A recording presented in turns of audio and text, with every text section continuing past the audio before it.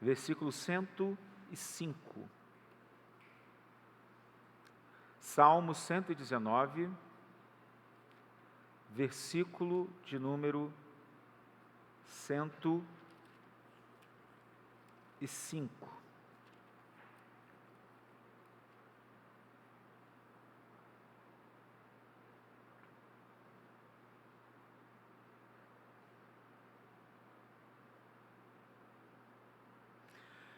Salmo 119, 105. Lâmpada para os meus pés é a tua palavra e luz para os meus caminhos.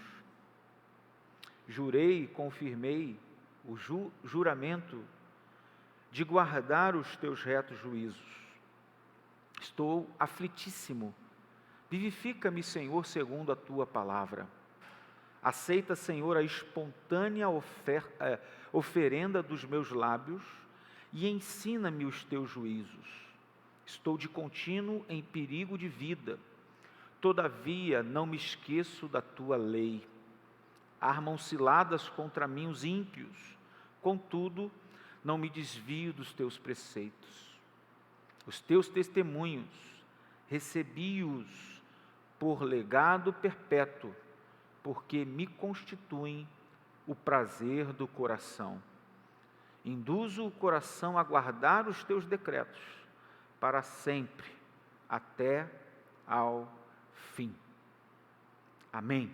Versículo 105, mais ênfase: lâmpada para os meus pés é a tua palavra, e luz para os meus caminhos. Amém. Que essa mensagem, ela esteja aí guardada nos nossos corações e sirva como instrução para a nossa vida espiritual. Pode colocar o slide. Irmãos, nós não vamos fazer uma mensagem expositiva ou um estudo analítico de uma passagem bíblica, de um texto, nos encontros que teremos nessas quintas-feiras. Não é essa a proposta, tá? Isso não significa que aquilo que a gente vai falar não esteja baseado na palavra de Deus. As quintas da palavra, elas são usadas, são oportunidades que a gente tem de estudar a Bíblia em seu contexto, estudar os textos bíblicos, né, de acordo com sua estrutura, suas aplicações, suas lições, mas também a gente usa a quinta da palavra para estudar temas e assuntos com base nas Escrituras, mas que vão nos trazer, de alguma forma, crescimento, treinamento para a nossa vida espiritual, que não necessariamente é uma exposição da passagem de um texto, mas são assuntos temáticos que são levantados para a gente refletir, para a gente aplicar na nossa vida pessoal e ministerial. É o caso da proposta do Projeto Videira. Nós conversamos com o MAP, Ministério de Apoio Pastoral, os presbíteros da igreja.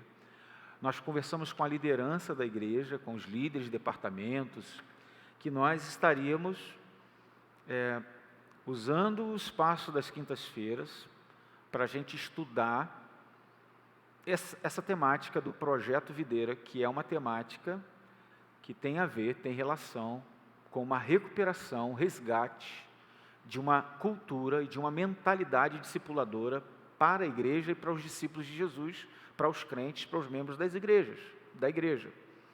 Esse Projeto Videira, essa temática que a gente vai tratar aqui, a gente já falou em algum momento aqui na igreja, a gente já estudou algumas coisas sobre esses assuntos aqui na igreja, ao longo desse tempo que eu estou aqui, né? E a gente também já trabalhou esses assuntos na própria denominação, a UESB, tá? Fizemos um treinamento há pouco tempo atrás, com a ajuda e auxílio aí do Ministério Renovário, onde a gente trabalhou muitos assuntos, e um deles foi esse Projeto Videira, baseado no livro Projeto Videira, que é um livro que os presbíteros da nossa igreja têm esse livro, que a gente adquiriu há um tempo atrás, da editora Fiel, que o primeiro deles é o Treliça e a Videira, e depois tem o Projeto Videira, que surgiu do Treliça e a Videira, como uma proposta de uma mentalidade discipuladora para a igreja, de um resgate, né, de uma cultura discipulado para a igreja, que muda tudo.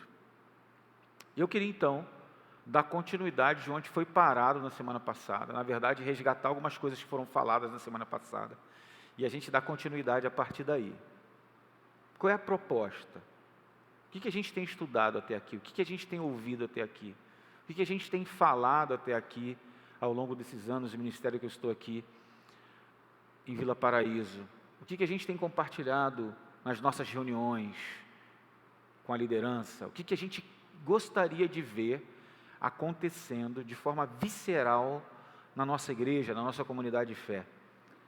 Porque a gente acredita que isso que a gente quer ver aqui é o que Deus quer ver na sua igreja, é o que Deus quer ver em todas as igrejas que se chamam cristãs.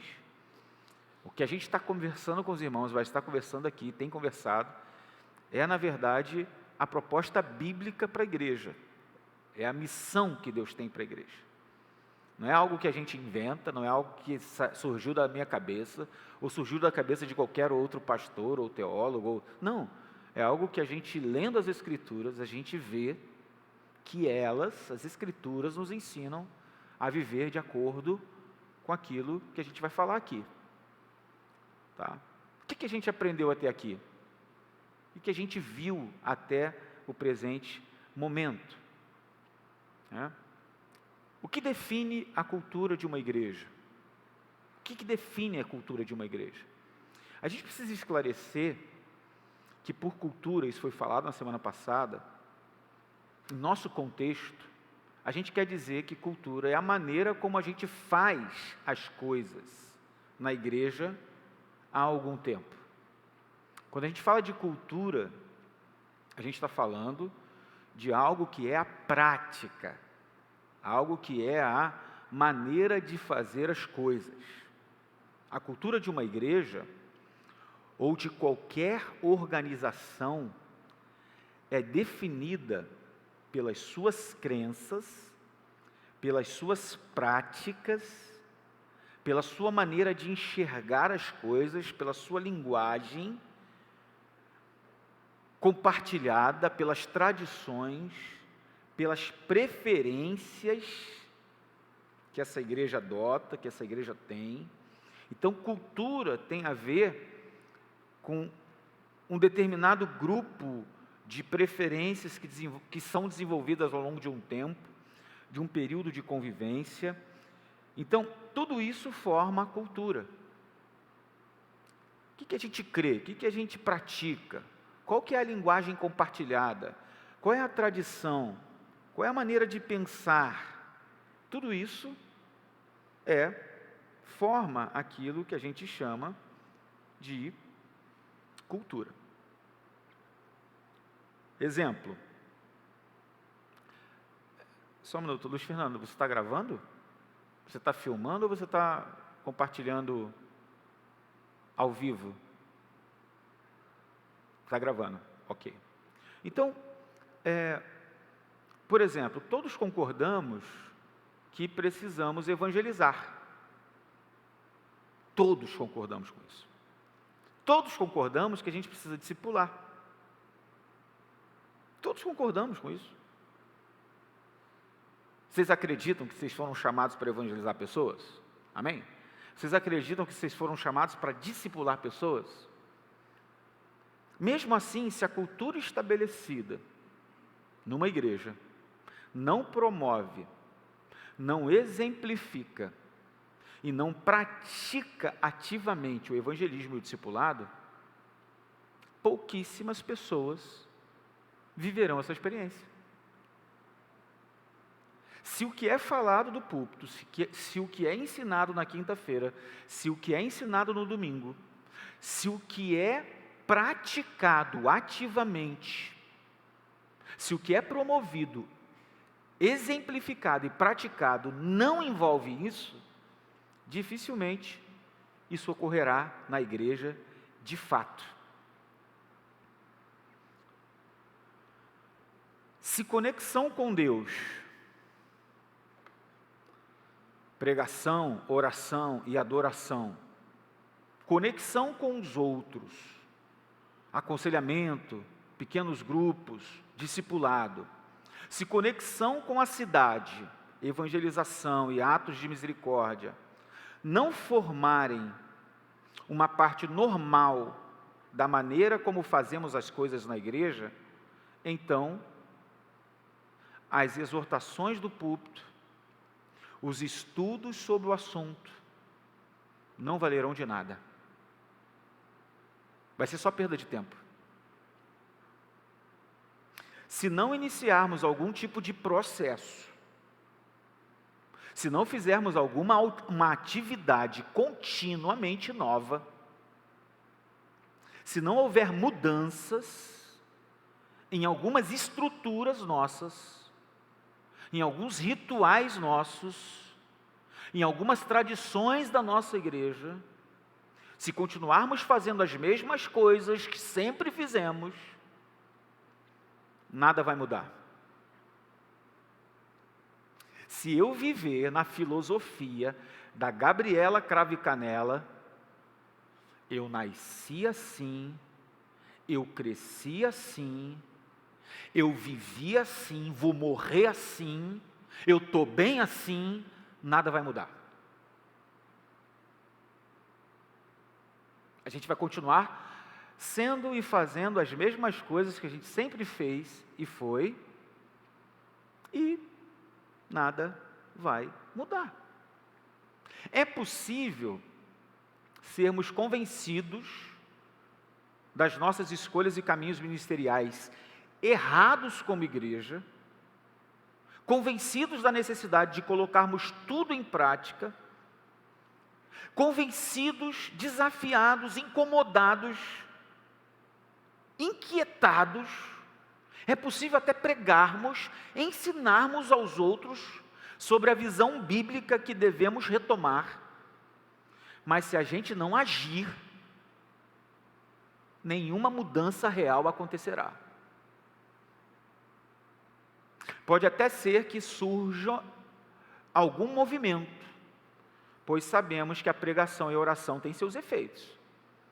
Mas como diz o texto de Tiago 1, 22 e 24, temos que nos tornar praticantes da palavra e não somente ouvintes da palavra. Ouvir, reconhecer, assimilar, concordar, absorver, memorizar, não são movimentos suficientes em si mesmos. Se contrariados pela prática da velha cultura pré-existente, pré-histórica, tudo isso, com o tempo, passa como um vento. Cai no esquecimento, como um vislumbre, ainda que atencioso no espelho. Você olha no espelho, você viu a sua imagem no espelho, você sai dali, você já se esquece daquilo que você viu. Aquilo que realmente fazemos no dia a dia, semana após semana, é o que molda a nossa cultura. É o que molda a cultura da nossa igreja, aquilo que a gente faz, aquilo que a gente põe em prática. Liturgias culturais são formadas por hábitos, por práticas corriqueiras, não por conhecimento, não pela razão, não pelo intelecto, não pela racionalização de conceitos, de algumas coisas muito boas. São os hábitos, as práticas que moldam a gente culturalmente e vice-versa.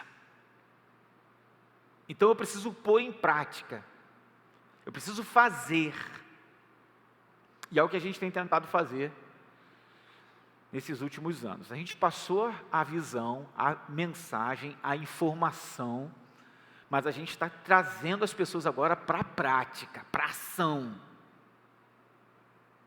Então a gente está praticando os pequenos grupos, a gente está praticando o discipulado, de forma intencional, as pessoas estão sabendo o que estão fazendo, e por que estão fazendo.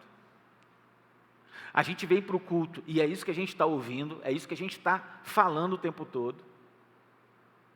Por quê? Porque a gente quer que aconteça, que ocorra uma mudança de cultura. Como é que a gente vai colocar em prática a filosofia de ministério da trelice e da videira? Como gerar trabalhadores que revolucionarão a igreja e tornarão a igreja cada vez mais simples, menos complicada e menos complexa?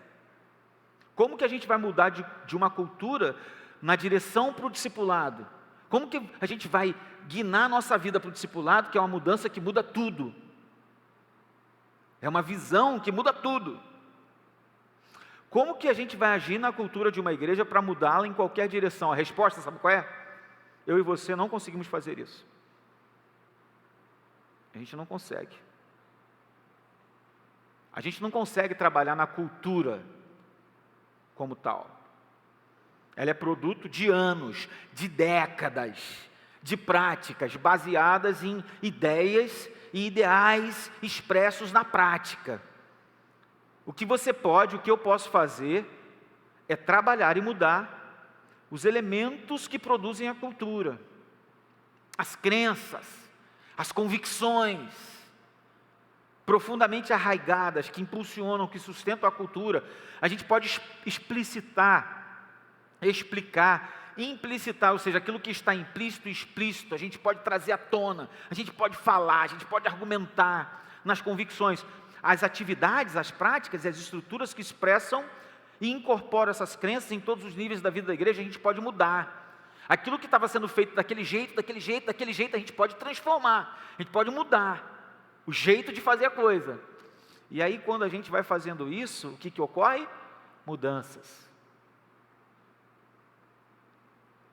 O processo, então, de mudança, ele é cíclico, ele é contínuo, ele é paulatino, ele vai aos poucos. O processo que estamos prestes a apresentar dificilmente pode ser considerado revolucionário ou controverso. É um procedimento bastante comum que qualquer organização pode aplicar para gerar mudanças organizacionais ou culturais significativas. 5 fases. Primeiro, aprofundamento de convicções. É isso que a gente quer fazer. É o que a gente tem feito. Aprofundar as nossas convicções. Então, se há uma necessidade de a gente explicitar e explicar exatamente o que a gente está fazendo, desde então, é isso aqui. Aprofundar a convicção.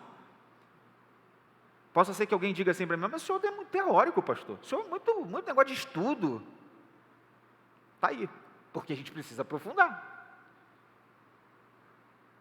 A gente precisa solidificar nossas convicções.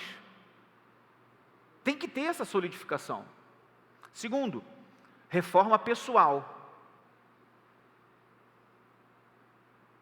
Certo? Eu preciso reformar a minha própria vida, pessoalmente. Terceiro, avaliação amorosa. Avaliar se eu estou ou se eu não estou dentro daquilo que é a proposta, que é o projeto. Quarto lugar, inovar e implantar. Inovar e implantar. Trazer coisas novas e implantar. Teste isso aqui, vamos ver se vai dar certo. Não deu? Parte para outra coisa, vamos testar isso aqui, vamos ver se vai dar certo. Implanta. A gente tem implantado mudanças significativas na EBD, mudanças significativas no pequeno grupo, mudanças significativas no relacionamento dos irmãos. E olha como que tem sido mudanças, hein? Como que tem tido mudanças. Como que tem sido importante tudo isso. Eu tenho visto como que isso tem sido importante. Os resultados têm sido maravilhosos. E o último lugar, manter o movimento. A gente tem que manter. A gente não pode titubear. A gente não pode tergiversar, a gente não pode sair do trilho, a gente tem que manter. Com paciência, perseverança, oração, continuar, continuar, continuar, continuar. Ah, mas a pessoa não está conseguindo entender, mas a pessoa está resistindo aqui, mas a pessoa não está... Mas a gente tem que continuar, a gente tem que continuar. E focar, foco, foco. Então você tem clareza, movimento, alinhamento, foco. Nessas fases, aprofundar convicções, reforma pessoal, avaliação amorosa, inovação e implantação e manutenção do movimento. Isso foi o que a gente aprendeu até aqui. Semana passada foi falado isso pelo nosso irmão presbítero Lori, e é o que a gente tem falado. E feito. Beleza. O que eu queria falar com os irmãos hoje é uma continuidade. Eu queria trazer para vocês algumas informações importantes, desenhar um quadro de como que a igreja muitas vezes funciona, as realidades que a gente tem visto hoje e trazer a proposta da treliça e da videira, para que a gente possa aprofundar essa convicção do projeto videira na nossa igreja, na nossa vida. Eu queria trabalhar primeiramente essa temática com vocês da igreja essencial. Não é a mesma coisa daquilo que a gente falou um dia, no período da pandemia, baseado no estudo que a gente deu em um livro que a gente usou, compartilhou, áudio, PDF com os irmãos. Igreja é essencial, porque é uma pegada diferente. A ideia daquele estudo que a gente fez no período da pandemia, igreja é essencial, tinha como objetivo mostrar para os irmãos o quanto congregar é importante. E foi próprio para o período da pandemia. Igreja é essencial, essa era a mensagem. Aqui a gente está falando não como uma ideia de que congregar é essencial. A gente está falando de que a igreja precisa ser essencial na vida das pessoas. A ideia do essencial aqui é um adjetivo para o termo igreja. Igreja essencial. É um qualificativo. A igreja precisa ser essencial. Por que a gente está falando isso? Esse autor, chamado Tom Rainer, ele escreveu esse livro aí chamado Igreja Essencial, investigando, ou melhor, resgatando uma geração que está abandonando a fé. Ele vai dizer que mais de 2/3 dos jovens abandonam a igreja entre os 18 e 22 anos.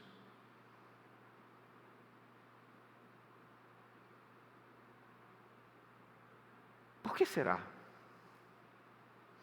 Ele fez uma pesquisa e ele descobriu que mais de 2/3 dos jovens cristãos abandonam a igreja entre os 18 e 22 anos. Por que eles se foram? 30% segue firme, mas 70% desiste. Por quê?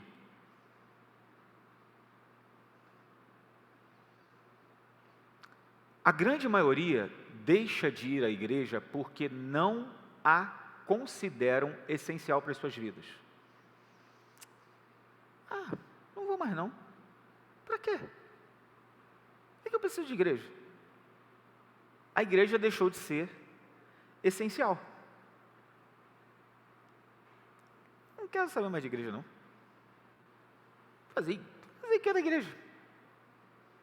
Entendem? Eu estar na igreja e eu não estar na igreja não faz diferença nenhuma, porque a igreja para mim não é essencial.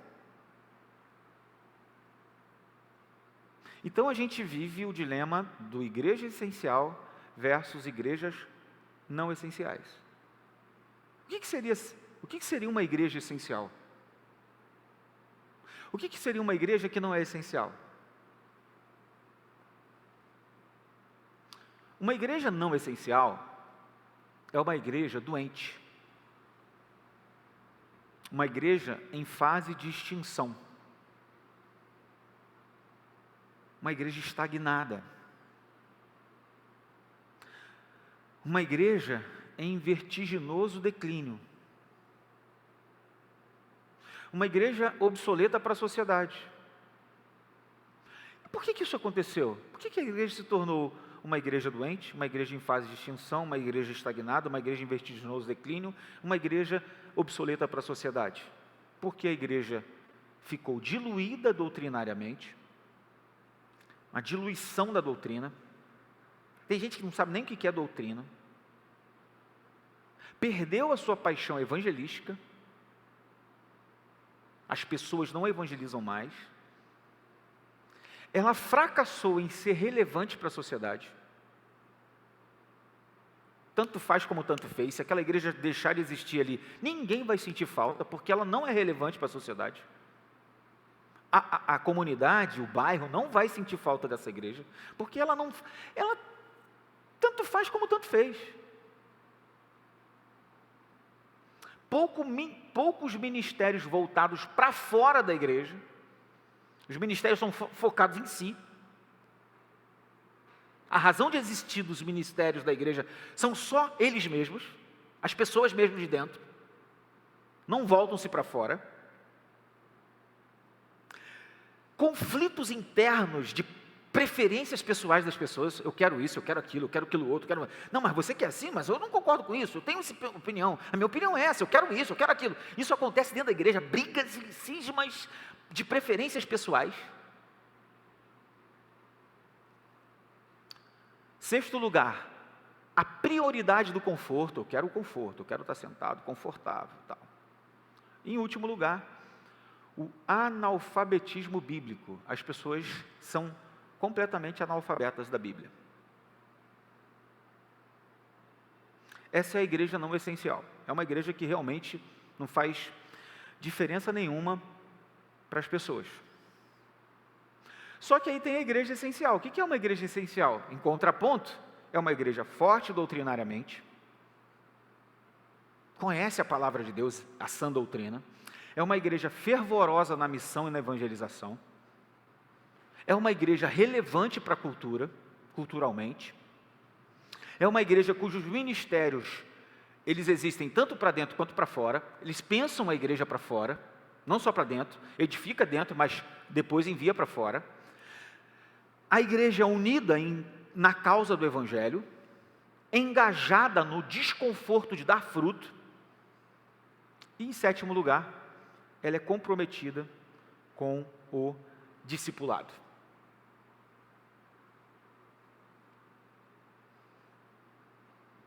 Então, igrejas, muitas vezes escolhem ser não essenciais porque se apegam àquilo que a gente apresentou antes.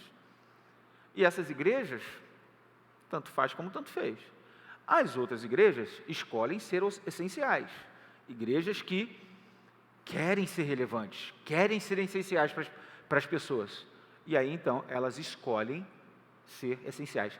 Quando a igreja escolhe ser essencial, o que acontece com ela, gente? O que acontece com essa igreja? Eu não estou conseguindo passar, filho.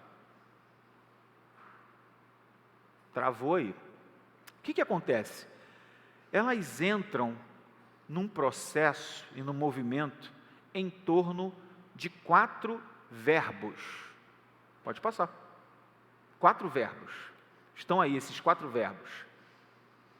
Simplificar, aprofundar, objetivar e multiplicar. Eu vou ser bem objetivo nisso aí. Simplificar, aprofundar, objetivar e multiplicar. Quando a gente fala de simplificar, o que a gente está dizendo? Pode passar, por favor, filho. A igreja deve desenvolver uma estrutura e processos claros de fazer discípulos. Simplificar a vida dela no movimento do discipulado. A igreja, ela é simples e discipuladora. Muitas igrejas estão cheias de atividades que contêm um propósito pouco coerente. Elas não são simples, não possuem um processo claro. Não possui uma estrutura para fazer discípulos, em obediência à grande comissão de Mateus 28, 19 e 20. As igrejas precisam ser mais simples.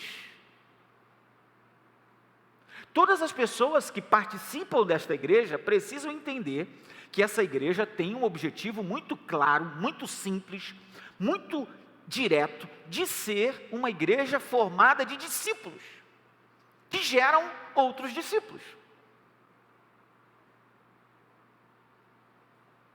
Só que uma igreja de discípulos que gera discípulos é uma igreja que ela é desconfortada, ela sai da zona de conforto para frutificar. Se a igreja é uma igreja não essencial, que está estagnada, que as pessoas buscam o seu próprio conforto, elas não vão querer entrar numa igreja dessa, elas não vão querer participar de uma igreja dessa, porque elas estão focadas em si mesmas, nas suas próprias preferências pessoais. Então, quando ela é desafiada a ser discípulo, que gera discípulo, o que vai acontecer? Eu não quero. Eu não quero uma igreja assim. Eu não quero participar disso. Mas uma igreja sabe exatamente o que quer, ela é simples e focada no discipulado, ela está cumprindo a grande comissão, o chamado para o qual ela foi chamada para ser e fazer.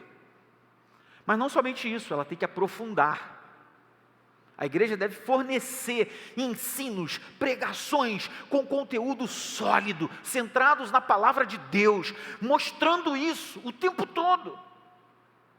A igreja deve conduzir seus membros a um profundo conhecimento da palavra de Deus e suas verdades, porque a igreja precisa resistir à tentação de se relativizar. Ela não relativiza os ensinos bíblicos, ela não coloca em segunda categoria cultos como esse que a gente está vivendo aqui agora, nesse exato momento, o culto da palavra, a quinta da palavra. Ela não relativiza a escola bíblica dominical, ela não relativiza os momentos de pequenos grupos para aprofundar aquilo que é pregado no domingo. Ela não relativiza os momentos de discipulado, porque nesses momentos nós aprofundamos a palavra. Ah, não. Escola bíblica é estranho, porque vai surgir uns assuntos lá que eu não gosto muito de ficar debatendo, não. Eu quero evitar problemas. Assuntos difíceis? Não quero, não. Não tem isso. Por quê? Porque eles querem aprofundar, eles querem crescer, eles querem amadurecer, eles querem conhecer, eles querem saber, ter convicções muito bem solidificadas no seu coração e na sua alma. E aí, você objetiva. A igreja que espera muito dos membros, recebe muito deles. Corrija a atitude de comunicar aos membros que eles devem se comprometer.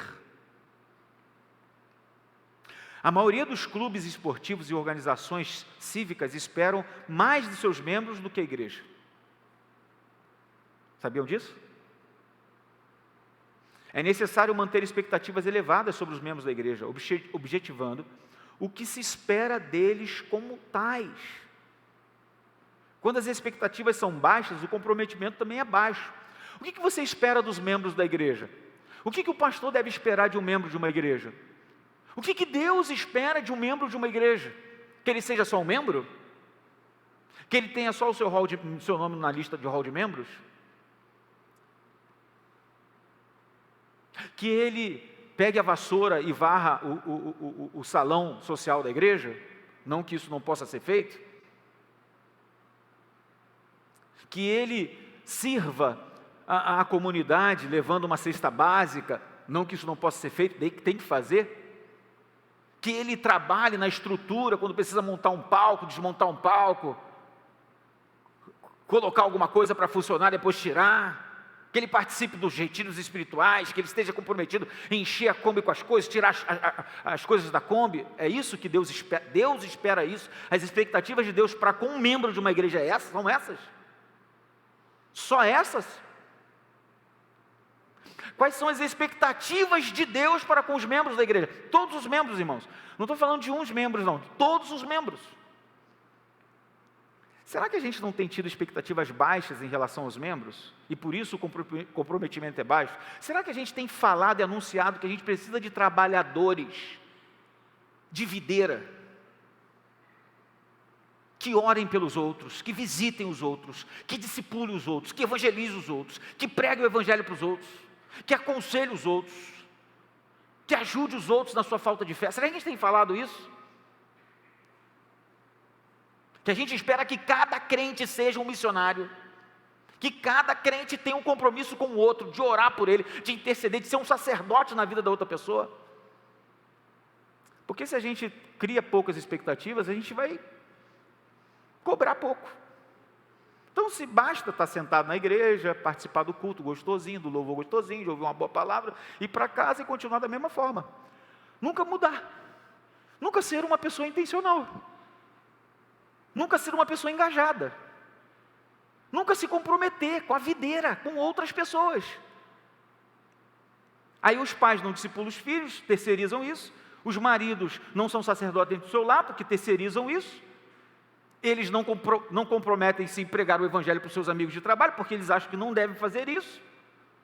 Eles não ajudam outros que estão fracos na fé, porque eles acham que não é tarefa deles fazer isso, que é a tarefa do pastor. Eles não discipulam, não ensinam, não encorajam, não ajudam. Por quê? Porque eles acham que não é isso que eles têm que fazer. O que eles podem fazer na igreja é sentarem no culto, ouvirem uma boa pregação, um bom louvor, participar do culto.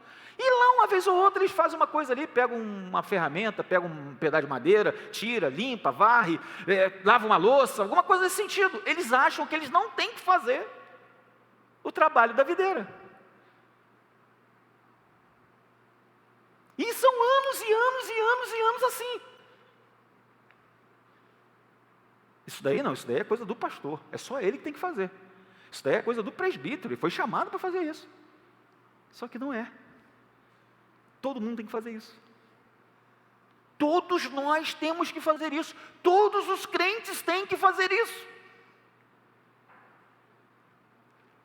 Eu sei que isso incomoda a gente, mas é isso que a palavra de Deus nos ensina. E aí, quando a gente tem crentes assim, profundos, crentes simples, focados no evangelho, focados no discipulado, objetivados, impulsionados nisso, o que acontece? Multiplicação. Os crentes que antes eram só consumidores, eles passam a multiplicar.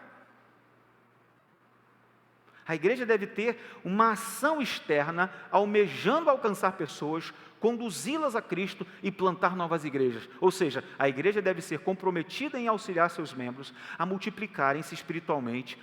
O evangelismo é parte do coração da igreja. Missões em ministérios são comuns na vida dos membros, bem como a plantação de novas igrejas. Vou citar um exemplo para os irmãos aqui, bem prático e bem próximo de nós. Em julho de 2018, houve um trabalho chamado de EBF, Escola Bíblica de Férias da nossa igreja, que nós tivemos o contato com algumas crianças da Travessa Charles. Essas crianças da Travessa Charles foram usadas por Deus para impulsionar uma pessoa para que desse continuidade no trabalho com elas. As crianças disseram para essa pessoa o seguinte: até o ano que vem, tio, porque no ano que vem vai ter uma nova EBF. Aí esse tio falou assim: o ano que vem? O que vocês estão querendo dizer com isso? Não é assim que funciona? De ano em ano? A EBF? Então ano que vem a gente se vê. Aí o tio foi despertado. Falou: não é possível, não, é Deus que está falando comigo. A coisa não pode funcionar dessa forma. Alguma coisa a gente tem que fazer para dar continuidade a esse processo.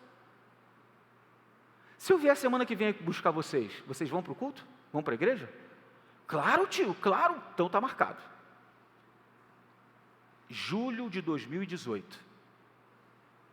Até hoje essas crianças estão com a gente.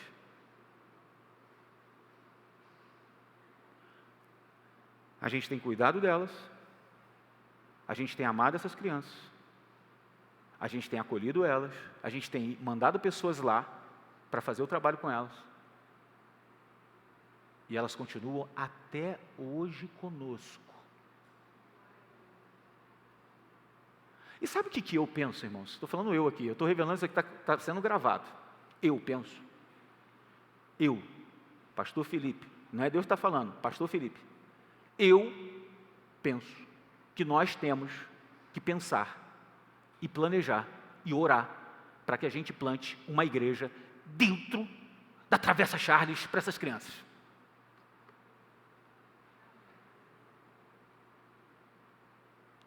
Eu estou falando, porque o ideal seria esse. Começar um trabalho, lançar semente, as crianças estão crescendo, já se passaram mais de 4 anos. Muitas transformações a gente já tem visto na vida dessas crianças, muitas. A gente tem enviado uma equipe missionária para lá, essa equipe vai e faz um trabalho com as crianças lá. Já fizeram um chá com as mães das crianças através da Charles.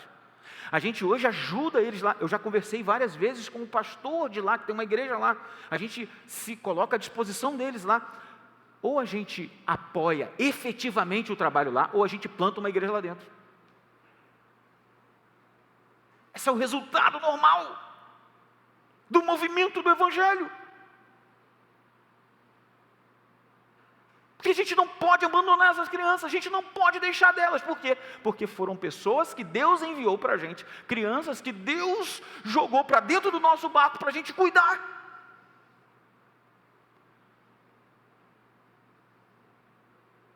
Estou só citando um exemplo. O quanto essa igreja tem sido essencial para essas crianças.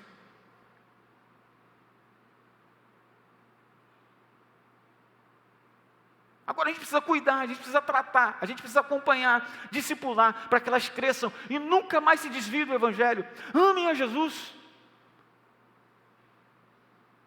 Pregue o Evangelho para os pais delas.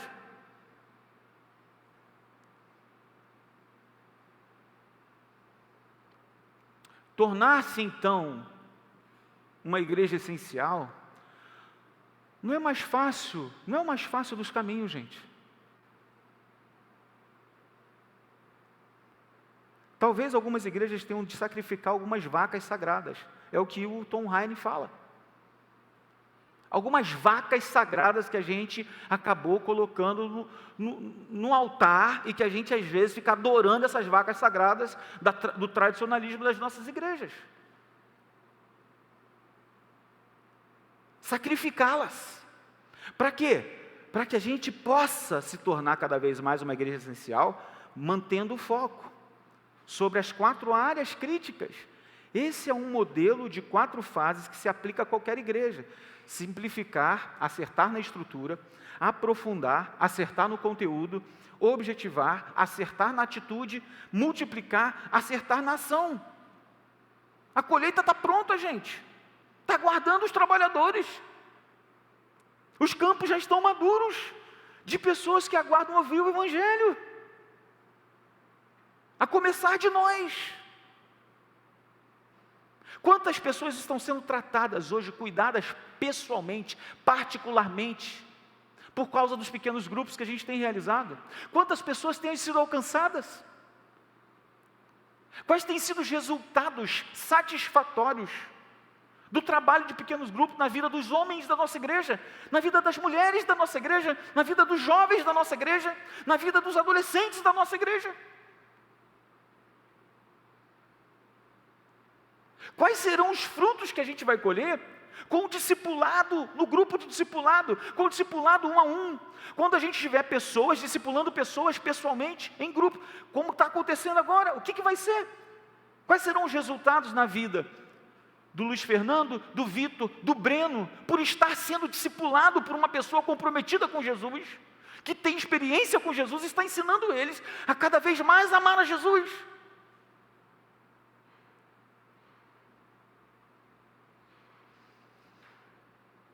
Então, irmãos,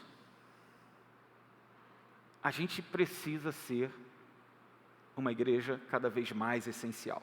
E aí, a gente chega no assunto da trelice da videira, que é essa definição e rumos de ministério que mudam para o foco do discipulado. Igrejas, elas são uma mistura de treliça e de videira. Toda igreja, ela é uma mistura de treliça e de videira. Tem a parte organizacional, a parte estrutural e tem a parte pessoal, a parte da videira, a parte que de fato é espiritual. A estrutura E a infraestrutura é a treliça. É importante para manter a videira de pé, a membresia, nutrir a membresia. É importante. Já a videira é a própria membresia, são as pessoas. São as pessoas que são salvas, são as pessoas que são capacitadas, são as pessoas que são nutridas em Cristo. Então, é muito importante que a gente veja a diferenciação entre treliça e videira. Agora, o que é trabalho de videira? O trabalho de videira é o trabalho de pregar o Evangelho de Jesus Cristo no poder do Espírito Santo. É o trabalho de ver pessoas convertidas, mudadas, transformadas, crescendo em maturidade no Evangelho. Essa é a obra de plantar, regar, fertilizar e cuidar da videira. Que tipo de trabalhadores a gente tem necessidade? Trabalhadores de videira. Trabalhadores que preguem, que ensinem, que vejam pessoas sendo transformadas, crescendo, sendo amadurecidas, pessoas que orem para que isso aconteça, pessoas que aconselhem outras, pessoas que plantem, que reguem, que fertilizem, que cuidem. A gente precisa de gente para trabalhar nessa área. A nossa maior necessidade é de gente para trabalhar nessa área. Igrejas precisam de estrutura? Sim, igrejas precisam de uma estrutura de apoio para a obra que desenvolve. À medida que o ministério cresce, a treliça, que é a estrutura, precisa de certa atenção. Administração, finanças, infraestrutura, organização, liderança, tudo isso acontece. E a gente precisa de bons obreiros de videiras. Nós temos aqui muitos bons obreiros de videira, de treliça, melhor dizendo. A gente tem. Mas o grande problema, sabe qual é? É quando o trabalho da treliça predomina sobre o trabalho da videira, ou seja, ensaios, programas, eventos, assembleias, reuniões, tudo sufoca a videira. As pessoas estão debaixo de estruturas. A videira vai tomando conta de tudo, a treliça vai tomando conta de tudo. Aí a videira se sente cansada, sobrecarregada, quase morrendo, sufocada, programa, evento, reunião e não sei o que, programa e tal. E aí a videira está lá, respirando no aparelho. Aí a obra da videira, que deveria ser para todo mundo fazer, fica restrita a um grupo de pessoas. Quem são essas pessoas? O pastor, os oficiais, ordenados, principalmente os presbíteros, os professores de EBD, uma gente que são super-heróis da igreja, são os homens de ferro da igreja, os Homem-Aranha da igreja, e os outros são os salvos pelos Homem-Aranhas, os homens de ferro e os Batmans da igreja. Eu não sou o Batman, gente. Eu estou longe de ser. Eu não sou um homem de ferro. Estou longe de ser. A igreja, o trabalho da videira é um trabalho feito em mutirão. Mutirão. Não é um trabalho para pouco não, gente. Para que todo mundo fique ali, recebendo, e os outros trabalhando. Não. Porque o que está acontecendo? O pastor, ele fica sobrecarregado. Quando a igreja está nesta condição, então, há toda a chance de que a videira fique parecendo cansada, as folhas menos verdes, as flores são menos abundantes, e já faz algum tempo que não se vêem frutos brotos. Por quê? Porque, irmãos, ela está sufocada. O pastor, coitado, continua trabalhando intensamente, sentindo-se sobrecarregado, pouco apreciado pelas pessoas, porque é isso, porque o foco está todo nele. As pessoas que não trabalham, fica focado no pastor. Então, vou ver se o pastor está fazendo tudo certinho, do jeito que eu gosto. Se não está, eu critico ele, eu pedrejo ele, eu cutuco ele, porque ele tem que fazer tudo que eu quero. Aí o pastor se sente desencorajado, triste, desanimado, sufocado, sobrecarregado, pelo fato de que sua obra fiel a cada domingo parece não produzir fruto nenhum. De fato, Ele sente que gostaria de fazer mais para ajudar e incentivar os outros a se envolverem na obra da videira. A obra de regar, plantar, ajudar pessoas a crescerem em Cristo. Mas a verdade triste é que, na verdade, a maioria das pessoas não se envolve e tudo recai sobre ele. Tudo recai sobre o pastor. Hall de membros, propriedade. Estou falando, eu sei que isso aqui não acontece aqui, em particular, porque a gente tem trabalhadores de treliça, finanças, orçamento, não tem preocupação, o pastor não tem essa preocupação aqui. Mas o fato é que muitas igrejas, os pastores não só fazem sozinhos os trabalhos de videira, mas eles ainda pegam os trabalhos de treliça. Tudo recai sobre ele.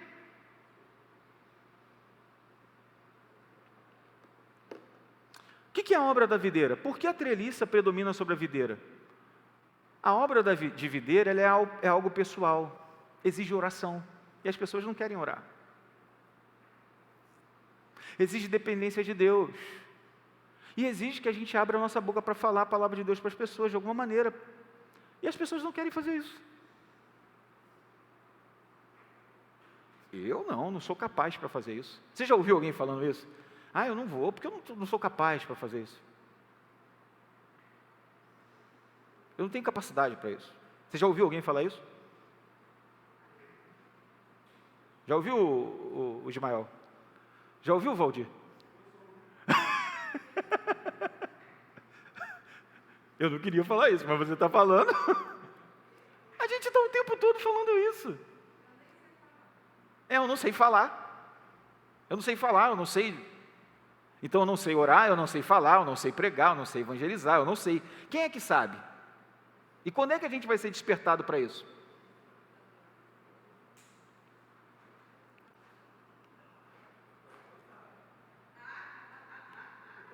Eu não sei.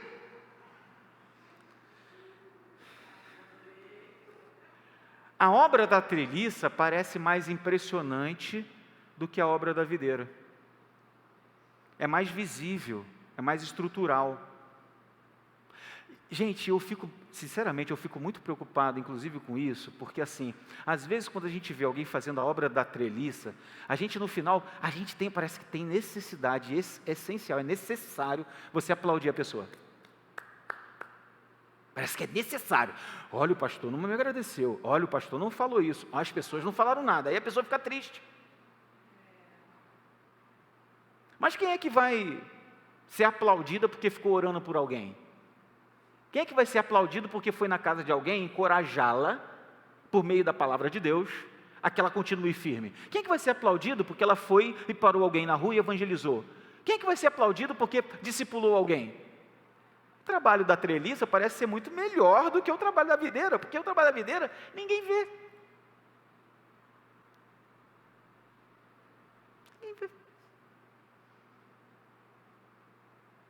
Mas se eu fizer alguma coisa monumental, todo mundo vai ver, todo mundo vai me aplaudir. Vai ser tangível. Vai ser visível que a gente fez alguma coisa para as pessoas verem. Mas o trabalho de videira não. A concentração na obra de treliça deriva-se de uma visão institucional do ministério cristão. É muito possível igrejas se darem totalmente à manutenção de sua própria instituição. Quando a glória da igreja é maior do que a glória de Deus, as igrejas morrem, gente. E isso tende a acontecer especialmente quando ficamos mais velhos. Começamos a ficar cansados da obra da videira e assumimos mais responsabilidades organizacionais.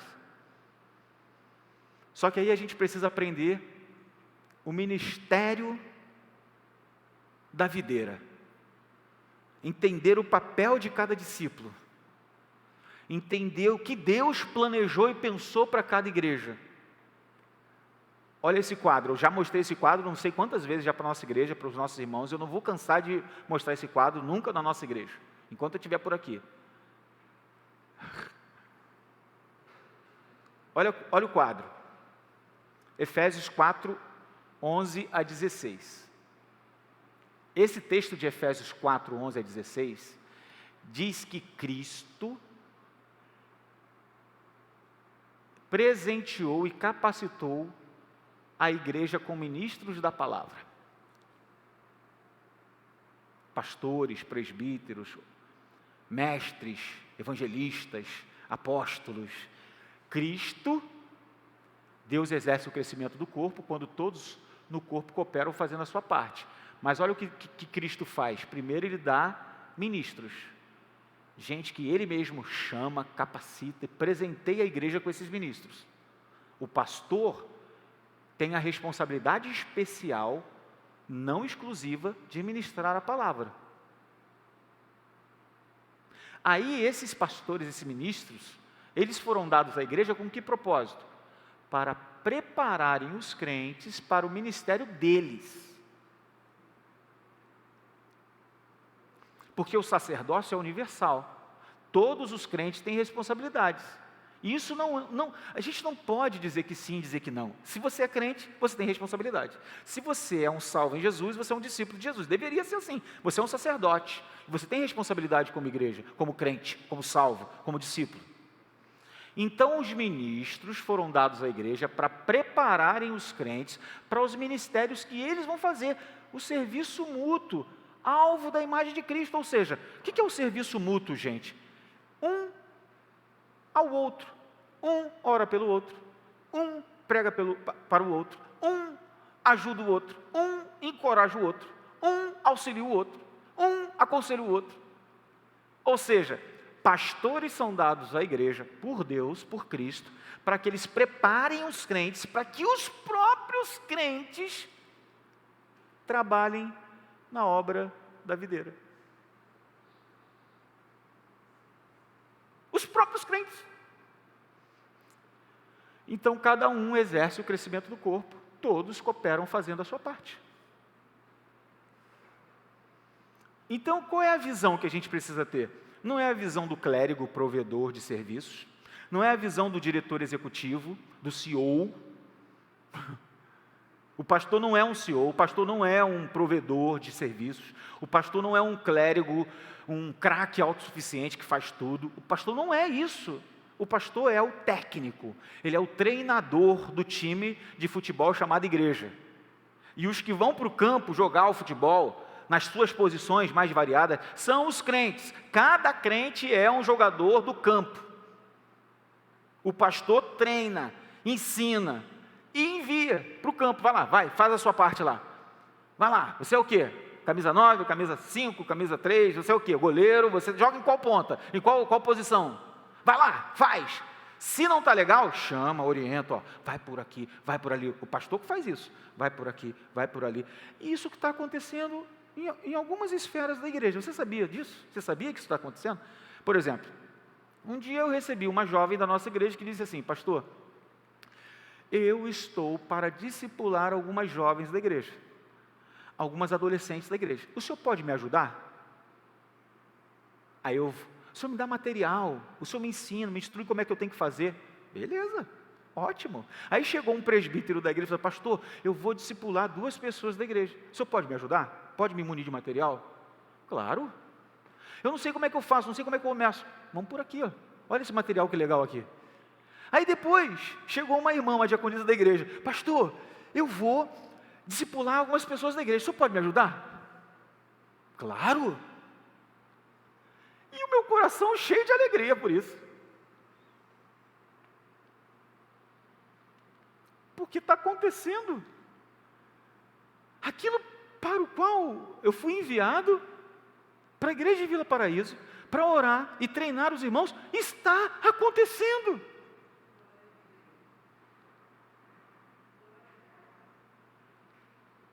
Cinco grupos de discipulado, sem a gente falar nada. Aí depois disso eu levei um grupo para ser treinado, a gente começou um trabalho de treinamento na nossa casa com 8 pessoas, dessas 8 pessoas, 7 grupos a mais surgiram, e a gente está tendo hoje 7 grupos, mais 3 grupos, irmãos, glória a Deus! Aí a gente tinha gente que não fazia esse tipo de trabalho, que agora estão em lideranças de 10 grupos pequenos.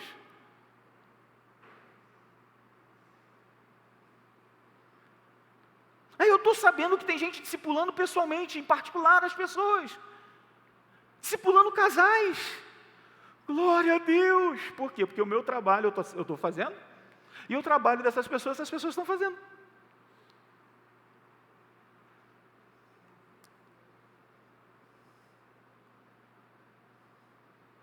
E o que está acontecendo como resultado disso? A videira está florescendo.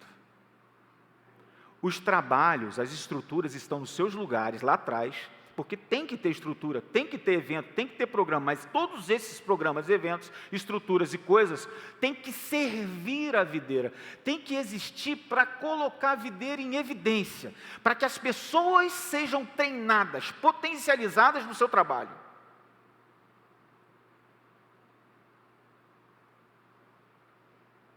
Esse é o ideal bíblico. O trabalho de videira deve predominar sobre o trabalho da treliça. E a treliça só serve de apoio ao trabalho da videira.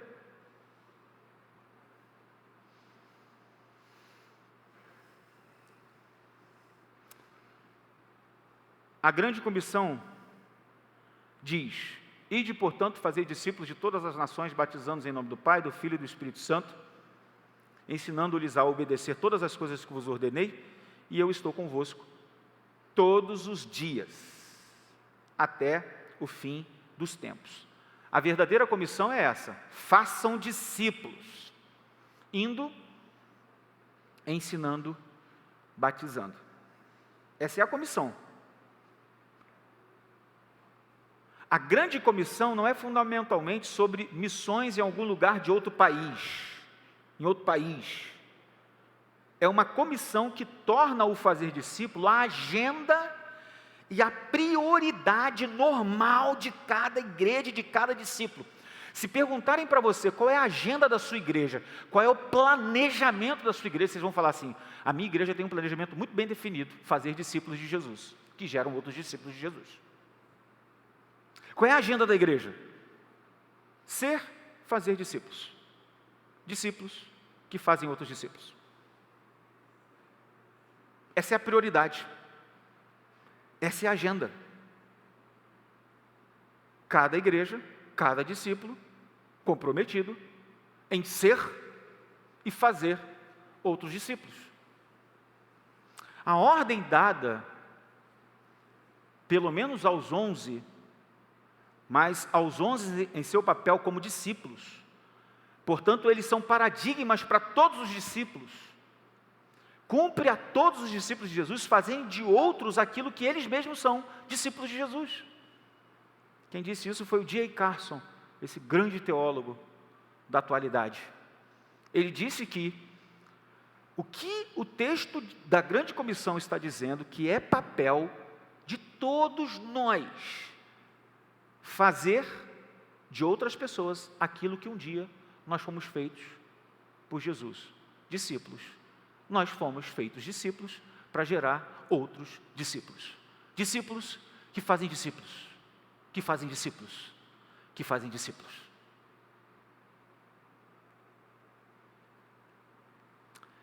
O que significa dizer que o alvo do ministério cristão é muito simples e até certo ponto mensurável. Esse alvo responde à pergunta: estamos fazendo e nutrindo verdadeiros discípulos de Jesus?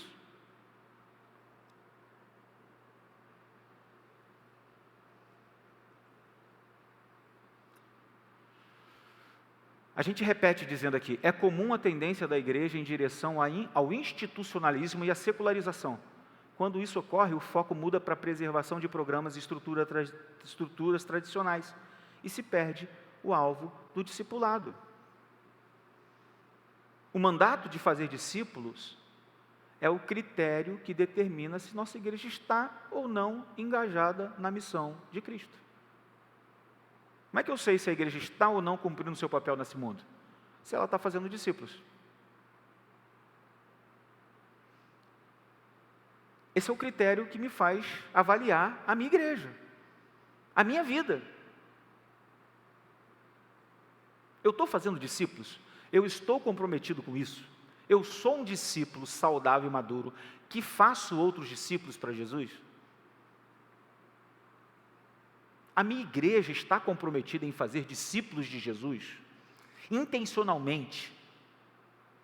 Há um processo simples de discipulado? O que acontece no culto de domingo, ele desemboca no discipulado, ou seja, o culto de domingo, ele existe para apontar para esse discipulado?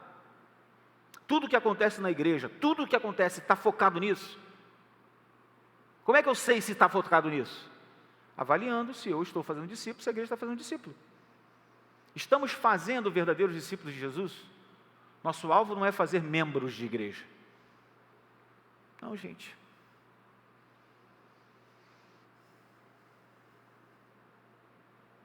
Nosso alvo é fazer discípulos.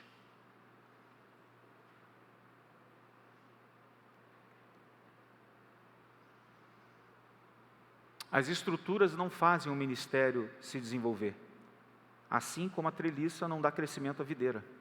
A maioria das igrejas precisa fazer uma mudança consciente do estabelecimento e manutenção de estruturas para o crescimento de pessoas que são discípulos, que fazem discípulos de Jesus Cristo. Então a gente tem que mudar o foco, a filosofia, do realizar programas para o edificar pessoas, do realizar eventos para treinar pessoas, do usar pessoas para promover o crescimento dessas pessoas, do preencher lacunas para treinar novos obreiros, novos trabalhadores, do resolver problemas para ajudar as pessoas a progredirem, do prender-se a ministério ordenado para desenvolver liderança de equipe, leiga, de gente simples fazendo a obra de Deus, do depender de treinamento de instituições para estabelecer treinamento na igreja local, do focalizar-se em pressões imediatas para objetivar a expansão a longo prazo, do engajar-se em administração para o engajar-se em ministério, do buscar o crescimento da igreja para desejar o crescimento do evangelho.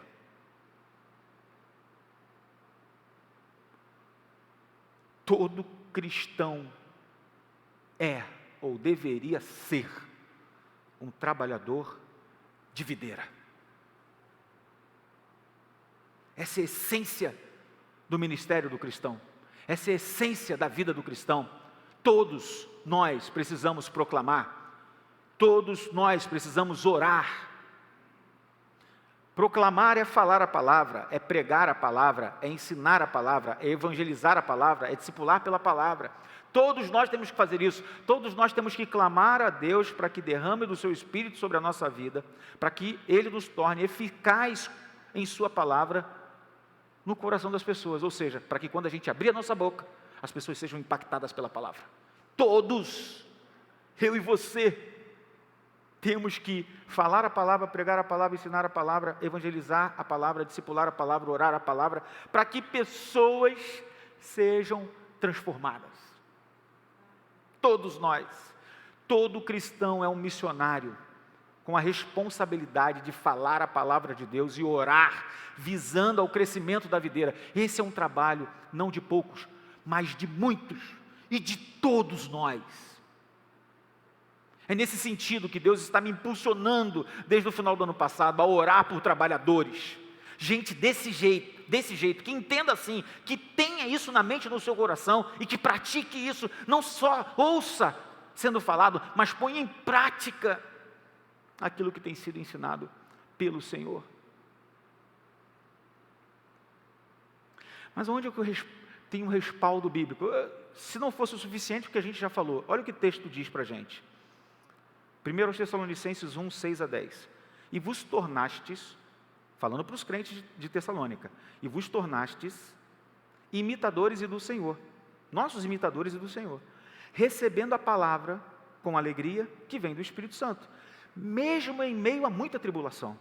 Dessa forma, tende vos tornado modelo para os crentes na Macedônia e na Acaia, pois a partir de vós, não somente a palavra do Senhor foi ouvida na Macedônia e na Acaia, mas também a vossa fé em Deus foi divulgada em todos os lugares, a ponto de não precisarmos mais falar sobre isso.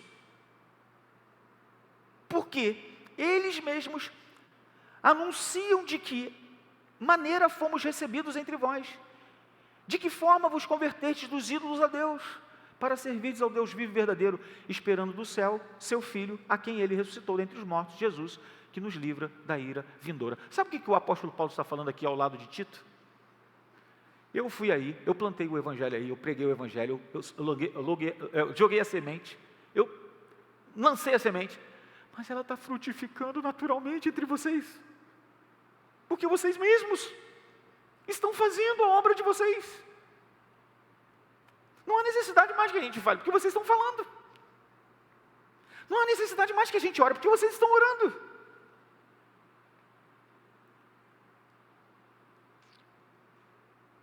Ou seja, os primeiros crentes foram envolvidos inevitavelmente nesse movimento dinâmico, inspirado pelo Espírito, e não puderam evitar a evangelização, mesmo se tivessem desejado isso. A videira cresce, irmãos, tanto em número de folhas, quanto em qualidade e maturidade, por meio da palavra e do Espírito, quando a verdade de Deus é ouvida e o Espírito a torna eficaz no coração das pessoas. E todos nós fazemos a nossa parte em ajudar a videira a crescer, por meio de falarmos diligentemente a palavra, sempre e como pudermos às pessoas. Então, só para a gente ter um vislumbre e a gente terminar aqui, olha só que interessante. Quais são os ambientes? 1 a 1, no lar, na congregação, na comunidade. Pequenos grupos, maiores grupos. Todos nós fazemos a nossa parte em cooperação com a missão de fazer discípulos. 1 a 1, nos pequenos grupos e nos grupos maiores. Grande grupo, culto público. Pequenos grupos e 1 a 1, discipulado e grupos de discipulado. No lar, na congregação, na comunidade. Ler a Bíblia e orar com os nossos filhos, ler e orar com o cônjuge, escrever mensagens e e-mails aos parentes, fazer com que a Bíblia influencie conversas diárias, leitura bíblica e oração em família, inserir conteúdos cristãos em aniversários, compartilhar um versículo bíblico e orar.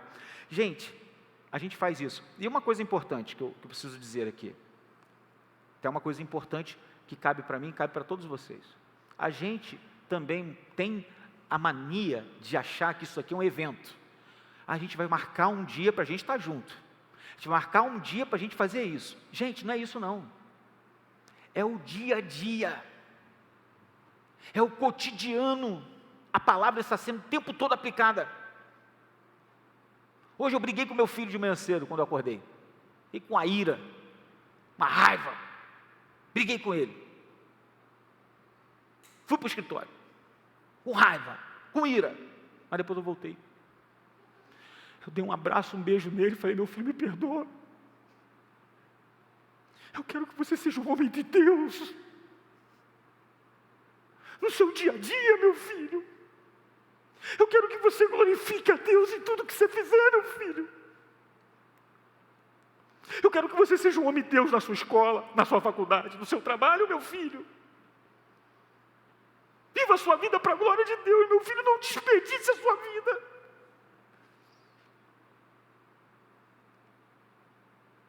É quando meu filho menorzinho, pequenininho, está fazendo malcriação e brigando com todo mundo, com Deus e o mundo, eu chamo ele no canto e falo assim: filho, você tem que ser igual a Jesus, está vendo, filho? Você não pode ser assim, meu filho, é isso!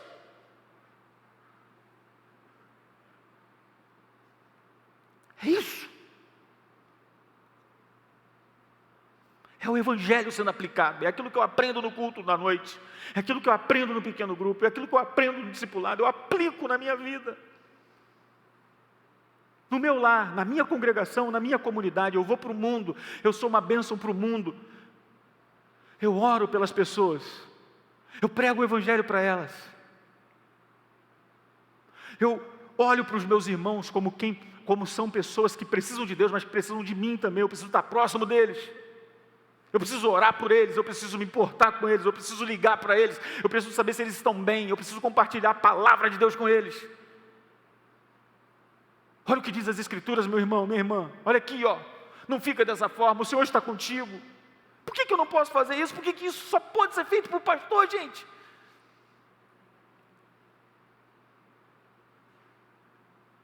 Envia trabalhadores, Senhor.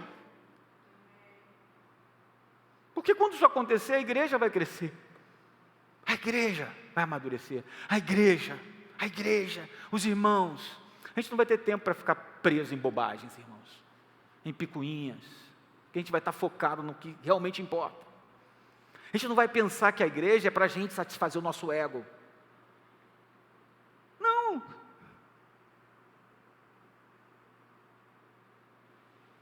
Entendem? Passei 5 minutos no meu tempo. 8 minutos. Mas é isso. Então, tudo que a gente tem falado e pensado é sobre isso. Tudo que a gente tem como proposta é sobre isso. Eu acho que não há porquê a gente ficar preocupado se o nosso rumo está ou não de acordo com a palavra de Deus. Não é novidade, isso não é inovação. Isso é resgate, isso é retorno. Mas não basta só ouvir. A gente tem que praticar. Vamos viver isso, irmãos. Vamos viver o Evangelho juntos. Vamos viver engajados na missão. Vamos viver esse projeto videira. Essa filosofia focada no discipulado, focada na missão de Deus. Não vamos resistir ao Espírito, não vamos resistir à palavra. Vamos acolher isso com a proposta de Deus para nós. Vamos pôr em prática, no lar, na comunidade, na igreja, na congregação. Vamos continuar, vamos avançar, vamos progredir, vamos intensificar isso, sendo simples e profundo ao mesmo tempo. Sonhando grande, começando pequeno e sendo profundo. Tem um sonho, irmãos. Eu sonho grande. A gente começa pequenininho e vai só alastrando. Profundo, profundo, profundo. Que eu tenho certeza, convicção plena de que Deus está nesse negócio. Amém? Vamos ficar de pé, vamos orar. Quero agradecer aos irmãos pela paciência de ouvir, de estar aqui, de terem vindo. A gente está gravando, a gente vai compartilhar isso com o restante da igreja, tentar fazer chegar em cada pessoa. Eu queria que vocês fossem instrumentos de Deus, encorajar as pessoas a assistirem, né? Assistirem aquilo que a gente tem falado aqui, e não só assistirem, mas pôr em prática. Vamos orar. Pai, quero te agradecer.